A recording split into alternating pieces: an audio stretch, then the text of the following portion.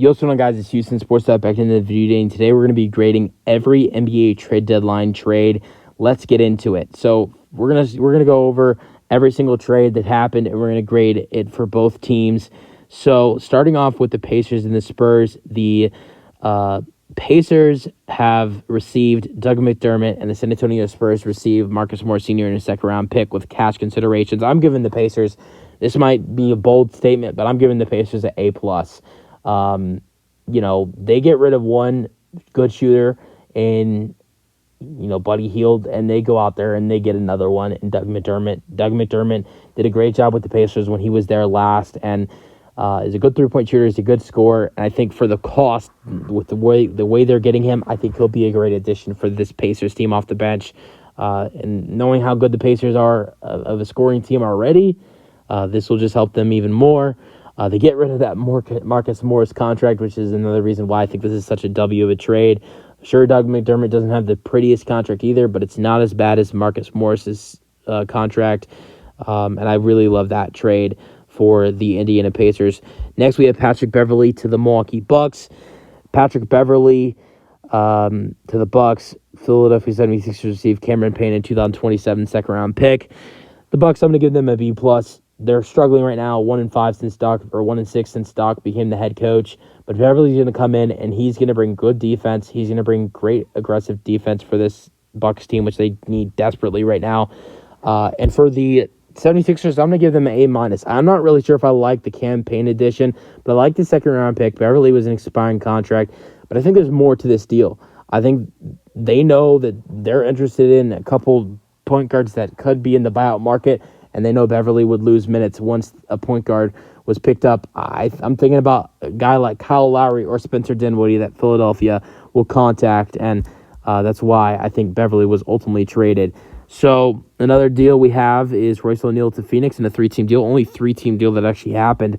Brooklyn Nets received Keita Bates-Diop, Jordan Goodwin, 3 second-round picks. Memphis Grizzlies received Chimezie Metu, Yuta Watanabe, pick swap. Phoenix Suns receive Royce O'Neal and David Roddy.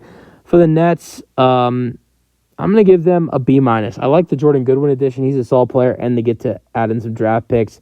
But, they are losing Royce O'Neal, but keep in mind he was an expiring contract. Not a bad trade for Brooklyn. Grizzlies, I don't really like this deal for the Grizzlies at all. I mean, I'm going to actually give them an F. Because they traded away DeAnthony Melton, who was great for them, to get David Roddy and select him in the first round to get a first-round pick from Philadelphia. And after a season and a half, they're now trading him away for, in my opinion, basically nothing. So I'm giving the Grizzlies an F. The Suns, I'm giving them an A+. I don't think people realize how good, of an addition Royce O'Neal will be to this team. And then, add Royce O'Neal. You also are bringing in David Roddy to bring in some more bench depth. P.J. Washington to Dallas. Charlotte receives Seth Curry, Grant Williams, a 2027 first-round pick. Top 2 protected. Dallas Mavericks receive P.J. Washington, 2 second-round picks. For the Hornets, I'm going to give them a B+. I like that they got a first-round pick for P.J. The player asset's not that strong. Grant Williams is having a bad year. Seth Curry has not played much, but hey, Seth Curry will be playing for the team his dad played for and is commentating for them. Maybe he can recruit stuff. I doubt it. Probably not. 99.9% sure no. But, they had to give it 2 second-round picks as well. But that first-round pick, I think it has potential. We'll see what the Mavericks are like in 2027, but as long as they have Luka, they'll be good. The Mavericks, I'm giving them a B-. I love the P.J. Washington addition, but I think the first-round pick is very scary giving up that first-round pick. Never know where Dallas will be in a couple years. Spencer Dinwiddie, Toronto. The Brooklyn Nets received Dennis Schroeder, and Thaddeus Young. Raptors receives Spencer Dinwiddie. For the Nets, I'm going to give them a B+. I love the Dennis Schroeder addition. I also like Thaddeus Young being brought in back to Brooklyn, another player that's back to their old team. And then for the Raptors, I'm going to give them an A-, clear some salary because they do waive Spencer Dinwiddie, so they free up on money, so that's good for them. Daniel Gafford to Dallas. So ultimately, you saw Dallas receive a 2024 first-round pick from OKC, and in return, Dallas trades the 2028 first-round pick swap to OKC. Then Dallas receives Daniel Gafford for Rashawn Holmes and a 2024 first-round pick that they received from OKC. So not that bad of a trade for Dallas. I'm gonna give the Mavericks a B minus here. I like Gafford, but I don't know about giving a first-round pick for him. And then for the Thunder, I'm going to give them an A, and the Wizards, I'm going to give them a B. I think that first-round pick could become a good pick, but it's also a 2024 first-round pick. This year's draft class is kind of weak. Bojan Bogdanovic and Alec Burks to the Knicks. Detroit Pistons receive Ryan Arcidiacono, Malachi Flynn, Evan Fournier, Quentin Grimes, 2028 second-round pick, 2029 second-round pick. Bojan Bogdanovic and Alec Burks to the Knicks. Pistons, I'm going to give them a B minus. I like the Quentin Grimes addition. I like the second-round picks, but it was talked about how they wanted multiple first-round picks for Bogdanovic. Best player they get is Quentin Grimes, who's very good. They'll clear some money with cutting some of these guys outside of Quentin Grimes, like Fournier and Flynn and Arcidiacono. But I think for these two players and what they've done for the Pistons this season, I feel like they could have got more. But for the Pistons, I'm going to give them a B minus, and for the Knicks, I'm giving them an A plus because I think this turns them into contenders. I think they were already contenders in the East, but I think this turns them into real contenders in the East. Then you have Kelly Olynyk to Toronto, Ochai Agbaji and Kelly Olynyk to Toronto, and for the Utah Jazz, Kyra Lewis Jr. and Otto Porter Jr. in 2024 first-round pick. For the Raptors, I'm going to give them a B minus. Kelly Olynyk, I don't like this trade for them. They're giving up a first-round pick, even though it's a 2024 first-round pick. Kelly Olynyk is an expiring contract. You're getting him for 30 games, so you're basically trading away Kyra Lewis Jr., Otto Porter Jr., and a first-round pick for Ochai Agbaji. So for the Raptors, I'm going to give them a B minus, and then for the Jazz, I'm going to go even worse there. I'm going to give them a D plus. I don't like this trade for the Jazz at all. They have a window right now to potentially make the play-in or playoffs, and I think they're blowing it by letting go players like Ochai, Kelly Olynyk, and Simone Fiddichecko in a Detroit Pistons trade. For the last couple of trades, we have Gordon Hayward going to the Oklahoma City Thunder. Davis Bertans and Trey Mann are going to the Hornets, and the Thunder receiving Gordon Hayward. I'm going to give the Hornets a B plus on this deal. I think it's great for the Hornets just because of the fact that, Trey Mann has some upside, and look at what he was doing with the 2 seasons prior to this season before, he stopped getting minutes with the Oklahoma City Thunder. I think he could be something special, but if he's not getting the right minutes for Charlotte, then he's a wasted talent. Davis Bertans is a good shooter, but I don't think he'll play much. And I think another reason why I like this trade for Charlotte is because the fact that, this is a deal where they're getting rid of Gordon Hayward's contract, which is a terrible contract, as good of a player as he is. Then for the Thunder, on this deal, I'm going to give them an A. I think it's just going to depend on if Gordon Hayward stays healthy. But if that happens, this is a W trade for the Oklahoma City Thunder to add in some veteran leadership and a good scorer to this Oklahoma City Thunder team, which is filled with young guys.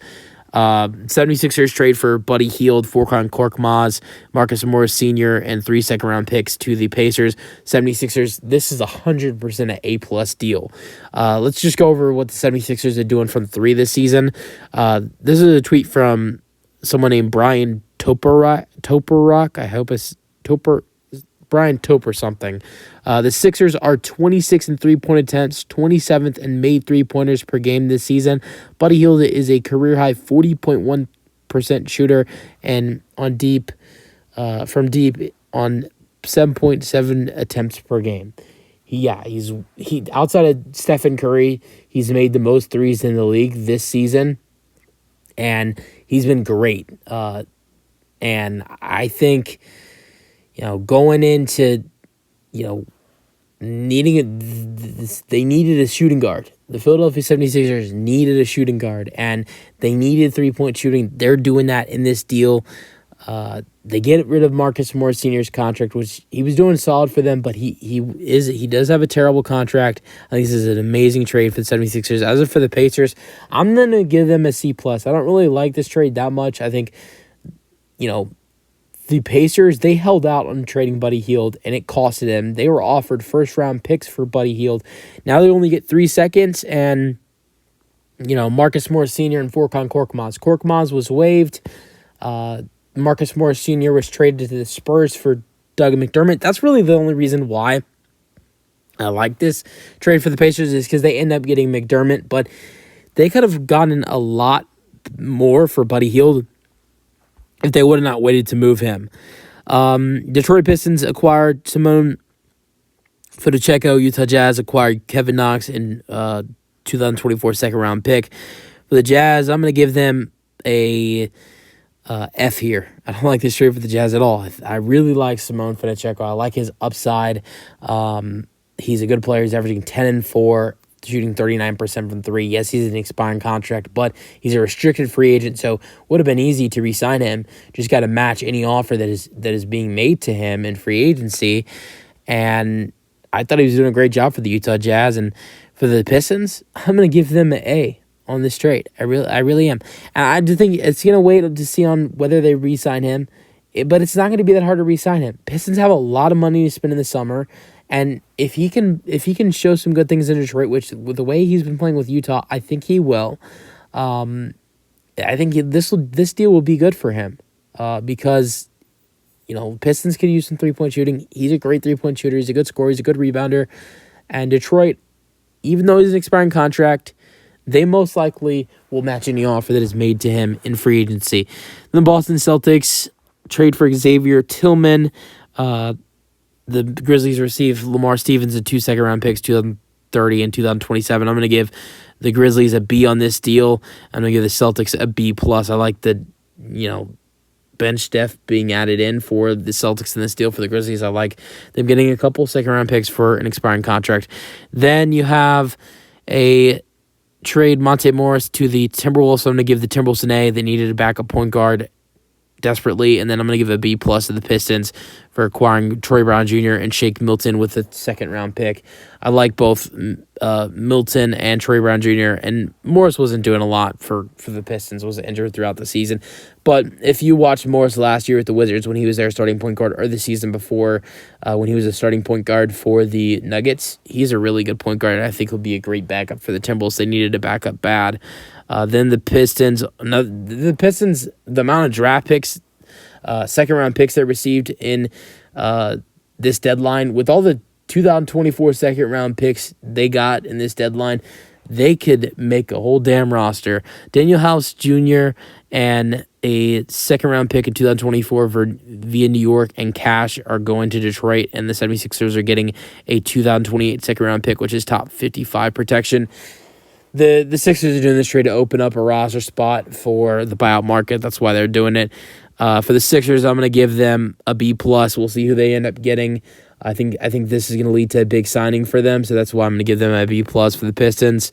I'm going to give them a B-. I mean, this is Daniel House Jr. got waived. They're basically just trading for a second-round pick in cash for a second-round pick in the future. They're trading a second-round pick that's in the future for a second-round pick that will be sooner and cash, basically. The Bucks received cash for Robin Lopez to be waived. Really not going to do great on those. I don't think it really benefit. I mean, for the Bucks, it's nice that you get cash, but I'm not going to grade that trade. And then for the last trade, the Celtics received 2027 second-round pick, and the Blazers received Delano Banton. Will bring solid depth for the Blazers throughout the rest of the season. I'm going to give a B to the Blazers, and I'm going to give a C+ to the Celtics. I mean, might as well, you're going to get a second-round pick. Might as well just kept him, but they did get Jaden Springer, so that's probably why Delano Banton got traded. Let me know your thoughts on my trade grades in the comment section, and peace out.